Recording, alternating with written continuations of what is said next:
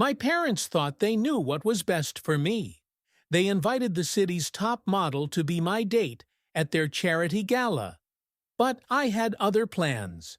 I was bringing someone else, someone they'd never expect, someone who would change everything they thought they knew about love and worth. You know what it's like to have everything and feel like you have nothing? That was my life 3 months ago.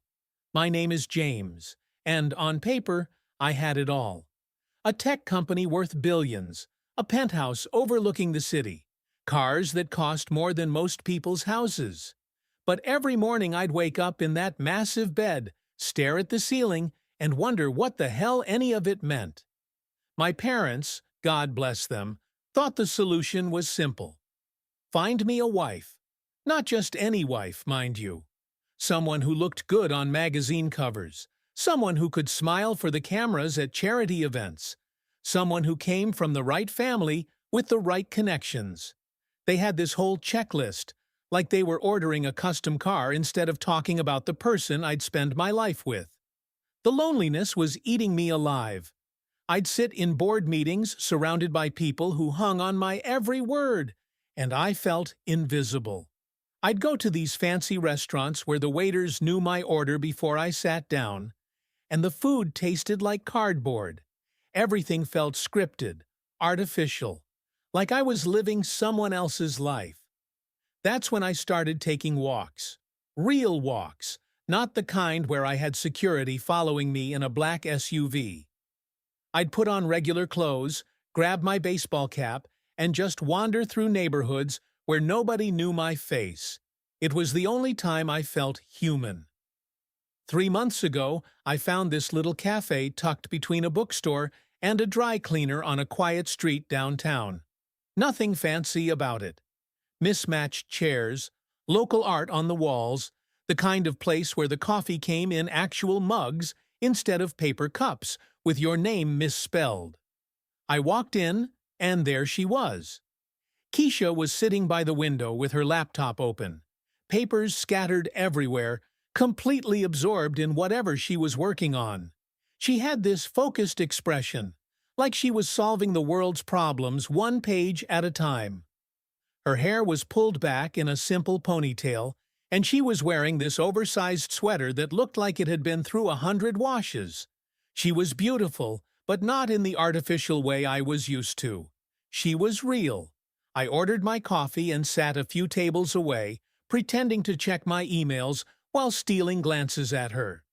She was marking up pages with different colored pens, occasionally muttering to herself, completely unaware that anyone else existed. There was something magnetic about her concentration, her passion for whatever she was doing. I started coming back every day. Same time, same corner table. It took me a week to work up the courage to actually talk to her. When I finally did, it was because she dropped her pen and it rolled under my table. I picked it up, walked over, and said something brilliant like, "I think this belongs to you." She looked up, and I swear my heart stopped. Her eyes were this warm brown that seemed to look right through me, not at my clothes or trying to figure out if I was somebody important. She just saw me. "Thank you," she said, and smiled. "I'm Keisha." "James?" I managed to say back. That's how it started. A dropped pen and two people who were brave enough to say hello. I learned she was working on her master's thesis in social work, focusing on economic inequality in urban communities. She worked at the Café part-time to pay for school, and she was passionate about making a real difference in people's lives. When she talked about her work, her whole face lit up.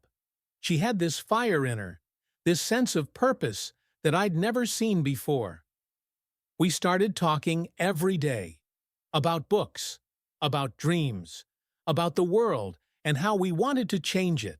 She told me about growing up in a neighborhood where opportunities were scarce, but hope was abundant. I told her about growing up with every opportunity, but feeling empty inside. She never asked what I did for work, never seemed to care about the expensive watch I forgot to take off, or the car I was careful to park 3 blocks away. For the first time in years, maybe ever, I felt like myself. Not the billionaire, not the CEO, not the son with the family legacy. Just James, the guy who liked old movies and terrible jokes, who worried about whether he was a good person, who dreamed about finding something real in a world full of fake. But I knew this bubble wouldn't last forever. My parents had been planning their annual charity gala for months, and as always, they expected me to play my part. Show up, smile for the cameras, write a big check, and bring an appropriate date. This year, they'd taken it upon themselves to solve my dating problem. They'd invited Victoria Chen, a supermodel who'd been on the cover of every fashion magazine in the country. "She's perfect for you, darling," my mother had said over lunch at the country club. "Beautiful, sophisticated, and her father owns half the luxury hotels in Asia. You two would make such a stunning couple." I sat there, nodding and making the right sounds, while my mind was 3 miles away in a little cafe where a woman with kind eyes was probably working on her thesis about helping people society had forgotten. The irony wasn't lost on me. The gala was in 2 days. Victoria was expecting to be my date. My parents were expecting their perfect son to do the perfect thing with the perfect woman. But I had other plans. I was going to bring Keisha, and I was going to introduce her to my world. The question was whether my world was ready for someone as real as her. Looking back now, I realize that was the moment everything changed. Not the gala itself, but the decision to stop living someone else's life and start living my own. The morning of the gala, I woke up with my heart pounding like I was about to jump out of an airplane. I'd made my decision, but knowing you're about to disappoint everyone who raised you doesn't exactly make for a peaceful night's sleep. I stood in my walk-in closet, staring at the tuxedo my stylist had picked out. And for a moment, I wondered if it would be easier to just call Keisha and cancel. Tell her I got sick. Take Victoria like a good son and keep everyone happy. But then I thought about the way Keisha's eyes sparkled when she talked about her dreams, how she made me laugh without trying, how she saw something in me that I'd forgotten existed.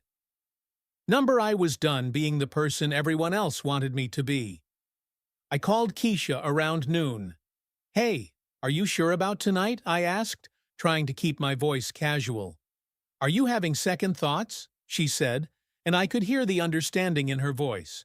No judgment, no pressure. That's who she was. "Never," I said, and meant it. "I just want you to know that my family, they can be a lot. They have very specific ideas about how things should be. And I need you to know that none of their opinions matter to me. You matter to me." There was a pause, and then she said, "James, I've been thinking about this too. I know what world you come from, and I know what I look like walking into it. But I also know who you are when it's just us, and that person is worth fighting for." My chest tightened. How did I get so lucky? I picked her up at 6. She lived in a small apartment above a bakery, and when she came down the stairs, I forgot how to breathe. She was wearing a simple black dress that she'd probably found at a thrift store, her hair in loose curls around her shoulders, and she was more beautiful than every model I'd ever met combined. Not because of how she looked, but because of who she was. "You clean up nice," she said, adjusting my bow tie with a teasing smile. "You're perfect," I said, and she blushed. The drive to the hotel was quiet. I could feel her nervous energy, and honestly, mine was worse. I kept thinking about my mother's reaction, my father's disappointment, the whispers that would follow us all night. But every time I glanced over at Keisha, calm and graceful beside me, I remembered why I was doing this. We pulled up to the Grand Meridian Hotel, and I saw the line of black cars dropping off guests in gowns and tuxedos. Photographers were positioned along the red carpet, and suddenly everything felt very real. This wasn't just dinner with my parents. This was a public statement. Ready? I asked, taking her hand. With you? Always, she said. The valet opened our doors, and I stepped out first, then helped Keisha out of the car. The moment we appeared together, I felt the shift in the air. Conversations stopped. Camera flashes seemed to pause. And then, like a wave, the whispers started. My parents were greeting guests near the entrance, and I watched my mother's face change from her practiced smile to confusion, to something that looked like panic. My father's expression went stone cold. Standing beside them, looking like she'd stepped off a magazine cover, was Victoria. She was stunning in an ice blue gown that probably cost more than most people's cars. And when she saw me with Keisha, her perfect smile faltered for just a moment. "James!" My mother's voice was tight with forced cheer as we approached. "What a surprise!"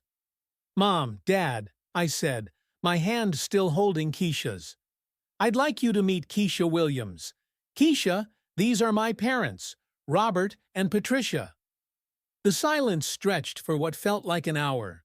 Other guests were starting to notice the tension, some pretending not to stare, while others openly gawked. I felt Keisha's hand tighten slightly in mine, but her voice was steady when she spoke. "It's wonderful to meet you both," she said. "James talks about you all the time." My father recovered first, extending his hand with the practiced grace of someone who'd been in business for 40 years. "Ms. Williams, how do you know our son?"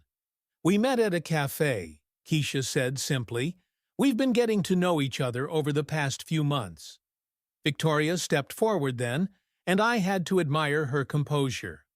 "I'm Victoria," she said to Keisha. "I was under the impression I was James's date tonight, but it seems there's been some confusion." The awkwardness was suffocating. My mother was practically vibrating with barely contained emotion. My father looked like he was calculating damage control, and Victoria was handling the situation with more grace than it deserved. But Keisha? Keisha was steady as a rock. "I'm sorry for any confusion," Keisha said to Victoria.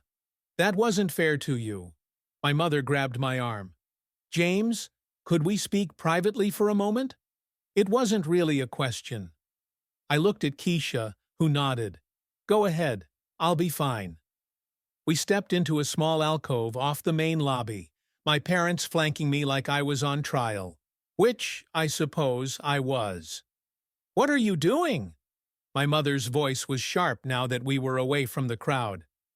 "Do you have any idea how this looks?" Victoria flew in from Milan for this event. "The Chens are some of our oldest friends. And you bring some what, Mom?" I said, my voice dangerously quiet. "Some what?" "This isn't about her personally," my father said, trying to be the diplomat.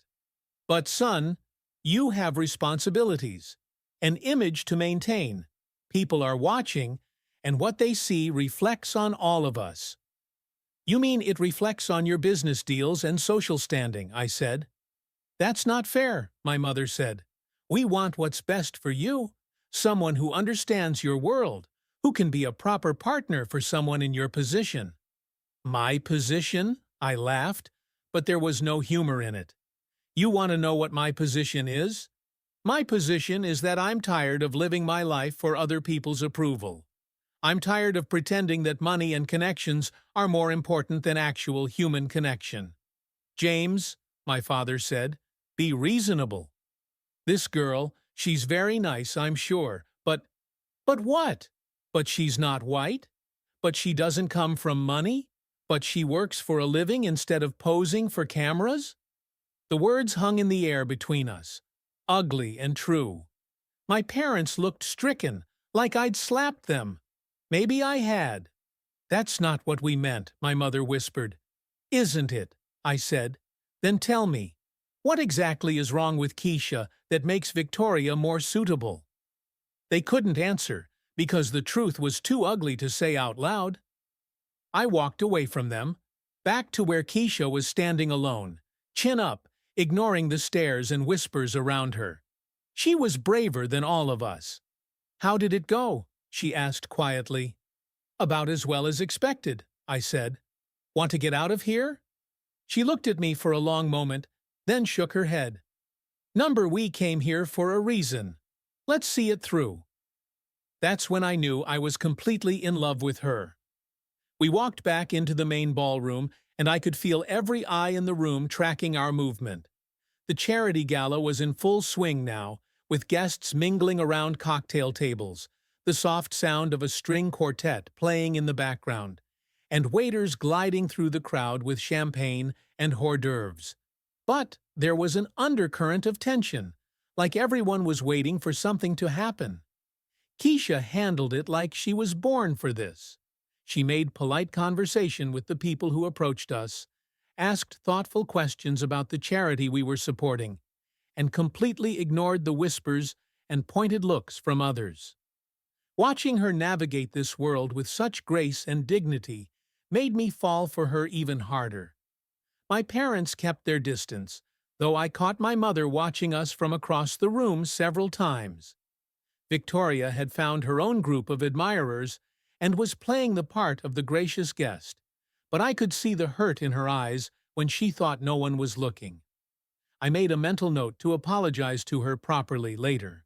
About an hour into the event, the organizers started calling people to their tables for dinner.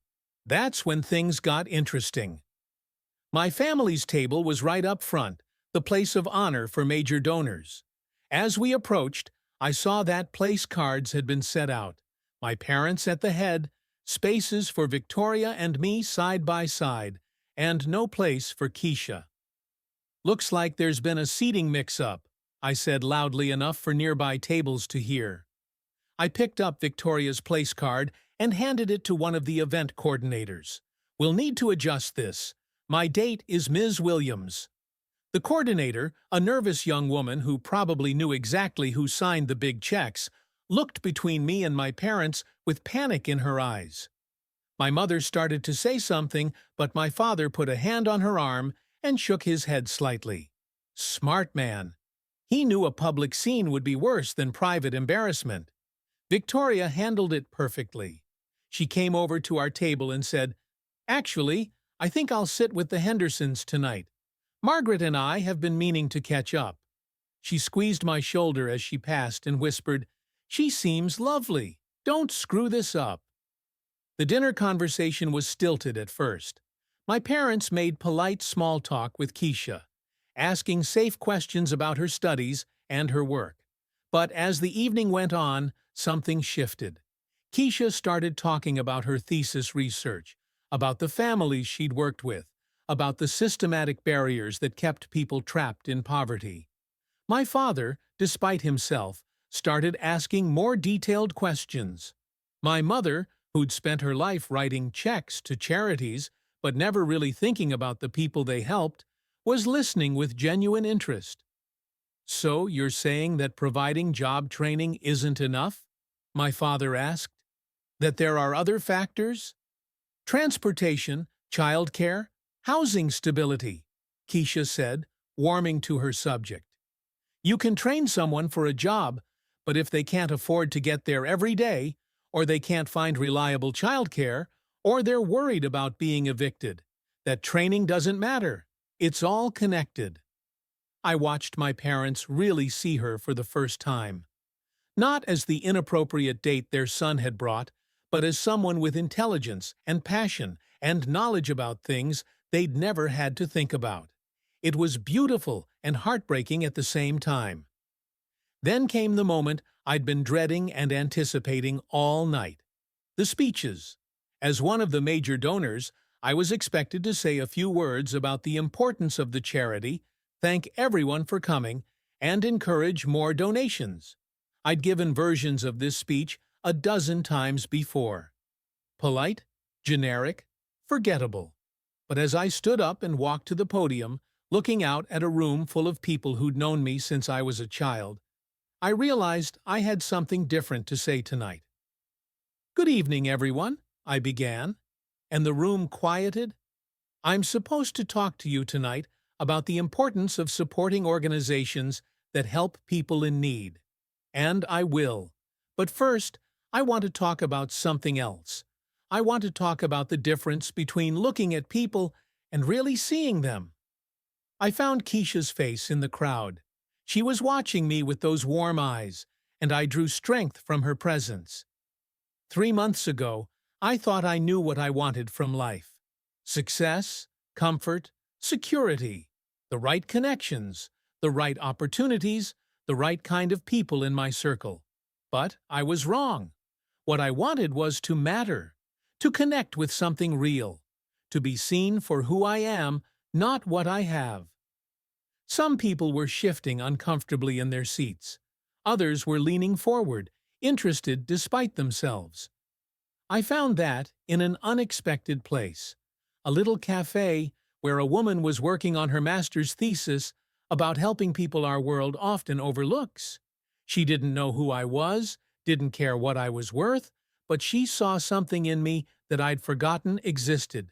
She saw my humanity. My mother had tears in her eyes. My father was staring at his hands. Tonight, I brought her here with me, and I watched some of you judge her before you even knew her name. I watched you decide she didn't belong based on nothing more than your assumptions. And in doing that, you missed meeting one of the most remarkable people I've ever known.